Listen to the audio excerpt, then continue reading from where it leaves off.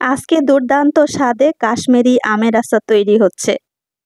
কাশ্মীরি এই আমের আচার তৈরি করতে প্রথমে আমি ৩-৪টা আমকে কেটে নিয়েছি নিজস্ব শেপে। কেটে পানিতে ভিজিয়ে রেখে এখন তুলে শুকিয়ে নিয়েছি। সঙ্গে নিয়েছি লাল মরিচটাকে কেচি দিয়ে কেটে কেটে ছোট ছোট করে। চুলায় চলে এসেছি আমের আচার তৈরি করতে। প্রথমে দিয়েছি পরিমাণ মতো চিনি, পরিমাণ মতো পানি, ১ চিমটি লবণ, ১ চিমটি হলুদ পাউডার। সঙ্গে দিব শুকনা মরিচ কুচি। সঙ্গে কেটে রাখা আমগুলো দিয়ে ভালো করে নেড়েচেড়ে মিশিয়ে ১০ মিনিটের জন্য ঢেকে দিচ্ছি। ওয়াও!